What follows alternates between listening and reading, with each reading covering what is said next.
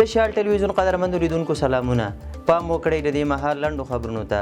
اندونیزیا کابل کې خپل سفارت ته نیندا ایوالیس د نوي شارجه پیر په توګه معرفي کړی. د بهرنیو چارو وزارت د خبرپاڼې له مخې په دې کتنه کې مولوي امیر خان متقي نوموړي ته په نوي ماموریت کې د بریالیتوب هیله څرګنده کړې او ویلي دي چې اندونیزیا د اسلامي نړۍ له مهمو هیوادونو څخه دی او افغانستان لیواله دی چې ورسره په بېلابېلو برخو کې مثبتې او پراخې اړیکې ولري. متقي له اندونیزیا څخه د دوی د ډیپلوماتانو د منلو او په بېلابېلو برخو کې له ملاتړ څخه مننه کړې. بلخوا نیندا ایوالیس هم د ښو او پراخو اړیکو پر اړتیا ټینګار کړی او ویلي دي چې د دواړو هیوادونو ترمنځ د رغنده اړیکو جوړولو لپاره به کار وکړي. زازیاریوب تفریحي سیمه کې سیلانیانو لپاره اسانتیاوې چمتو شوي. د پکتیا مسؤلین وایي زازیاریوب ولسوالۍ کې د سپینې شګې تفریحي سیمه د 12 کلونو لپاره یو خصوصي شرکت ته په قرارداد ورکړي ترڅو د سیلانیانو لپاره اسانتیاوې پکې برابرې کړي. د پکتیا کرنې، اوبو لګونې او مالدارۍ رئیس مولوي سید امین هاشمي ویلي چې په یاده تفریحي سیمه کې د لوی اختر لپاره سیلانیانو ته دایمي برېښنا، د اوسېدو معیاري خیمې، پاک اوبو سیستم، معیاري هوټلونه او نورې اړینې اسانتیاوې برابرې کړي دي. ورته مهال د قراردادي شرکت یو مسؤل اکبر راهیل وویل چې د سپینې شګې تفریحي سیمه کې د سیلانیانو لپاره تر 2000 زیاتې خیمې لګول شوي، 2 معیاري هوټلونه، 300 کوچني دوکانونه، دایمي برېښنا او د پاک اوبو سیستم برابر شوی دی. اروپایي ټولنې د اقلیمي بدلون اغیزو سره د مبارزې په موخه له افغانانو خپل ملاتړ څرګند کړ. اروپایي ټولنې د چاپیریال نړیوالې ورځې په مناسبت اعلان کړی چې له افغانانو د هغوی له چاپیریاله ملاتړ ته ژمن دي. یادې اتحادیې پر خپله ایکس پاڼه لیکلي چې له ملي او نړیوالو ادارو سره په همکارۍ د اقلیمي بدلون پر وړاندې د مبارزې، پیاوړې کرنې، د اقلیمي بدلون له امله د طبیعي پیښو د مخنیوي او د اوبو تامین په برخو کې د افغان کروندګرو ملاتړ کوي. یادې ټولنې زیاته کړې چې له افغانانو سره د خوندي او شین چاپیریال برابرولو، د اقلیمي بدلون د اغیزو کمولو او د دوامدارو دندو د رامنځته کولو په برخو کې هم همکاري کوي. افغانستان کې د تودوخې زیاتوالی، دایمي وچکالي، د سیلابونو راوتل، د زراعتي تولیداتو کموالی، داخلي کډوالي او نور د اقلیمي بدلون ناوړه اغیزې دي چې په مستقیمه توګه یې بشري ټولنه او ژوند له ګواښ سره مخ کړی دی.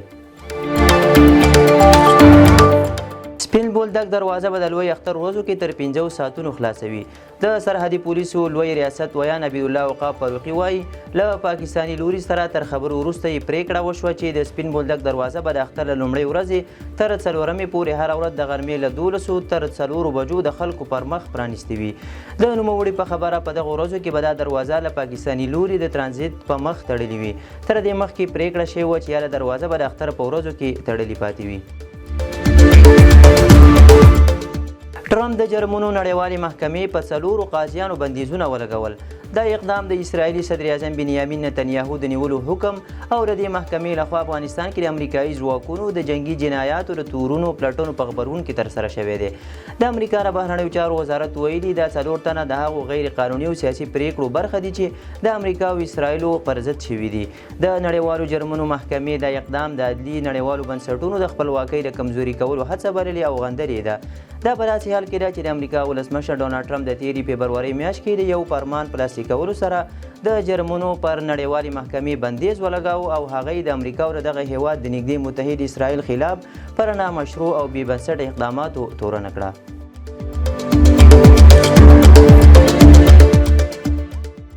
چاد د ټولو امریکایي اتباعو لپاره د ویزو صادرول بند کړل. د چاد ولسمشر محمد ادریس د ټولو امریکایي اتباعو لپاره د ویزو صادرول ودرول. هغه پر خپله فیسبوک باندې لیکلي دا سمه ده چې لمونږ سره به د ډالیو لپاره ډالر او تیاري نه وي خو وقار او عزت ضرور لرو. چاد دا اقدام وروسته له هغه کړی چې د امریکا ولسمشر ډونالډ ټرمپ پرون د چاد، افغانستان او ایران په ګډون په 12 هیوادونو متحده ایالتونو ته د سفر بندیز وضع کړ. د راپورونو له مخې په دغه هیوادونو کې افغانستان، میانمار، چاد، کانګو، استوایي ګینا، اریترا، هایتي، ایران، لیبیا، سومالیا، سودان او یمن شامل دي. په راپورونو کې د ټرمپ له قوله لیکل شوي دغه نوملړ د بیا کتنې وړ دی او کیدای شي نور هیوادونه هم ورته اضافه شي ځکه چې ګواښونه په ټوله نړۍ کې د زیاتېدو په حال کې دي. ولسمشر ټرمپ دا بندیز د ملي امنیت د ساتنې لپاره اړین بللی دی. د بندیزونو له امله د امریکا کرکټ لیګ کې د افغان لوبغاړو ګډون له نامعلوم برخلیک سره مخ دی.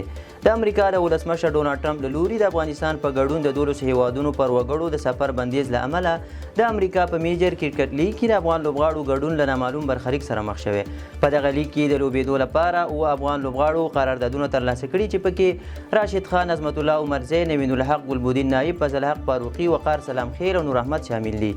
د یاد لیګ د ځینو لوبډلو چارواکو کریک انفو ته ویلي هڅه کوي چې افغان لوبغاړي له بندیز مخکې امریکا ته راولي او دا موضوع د امریکا میجر کرکټ لیګ کې له مشرانو سره هم شریکه کړې ده. دغه بندیزونه د جون په 9مه نیټه عملي کیږي. یاد لیګ سیالۍ چې 6 لوبډلې برخه دي د جون په 12مه پیلیږي او یوه میاشت به دوام وکړي. نتنیاهو ویلي چې د حماس ځپلو لپاره یې غزه کې وسلوالې ډلې فعال کړي دي.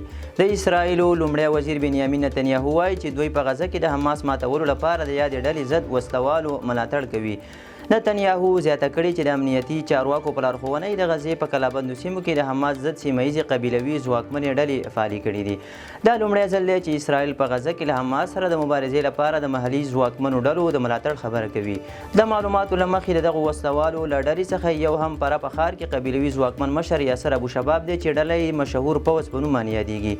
د اسرائیلو هاریتس ورځپاڼې تېره میاشت د یادې ډلې په اړه یو راپور کې ویلي و چې دغه ډله شاوخوا 100 وسلوال لري او د اسرائیلو د پوځ تر تایید لاندې فعالیت ترسره کوي. د ټرمپ او ایلان ماسک لفظي شخړې زور اخیستی دی. د امریکا ولسمشر ډونالډ ټرمپ له ایلان ماسک خواشینی شوی او خبرداری ورکړې چې له هغه سره به حکومتي تړونونه لغوه کړي. د ولسمشر ټرمپ او د هغه د پخواني نږدې سلاکار او ټاکنیز ملګري ایلان ماسک ترمنځ لانجه وروسته تر هغه توده شوه چې ماسک د مالیاتو او لګښتونو د کمښت پر لایحې نیوکې وکړې. ماسک اندېښنه ښودلې چې دا لایحه به د امریکا د بودیجې کسر لا پسې زیات کړي. بل خوا ټرمپ په سپینه ماڼۍ کې خبریالانو ته ویلي چې له ماسک څخه ډېر ناهیلی دی، ښې اړیکې ورسره درلودې خو ترمنځ به یې ملګرتیا نوره پاتې نشي. د شال ټلویزیون قدرمند لیدونکو دا د دې مهال لړ او مهم خبرونه تر بیا ښه وخت.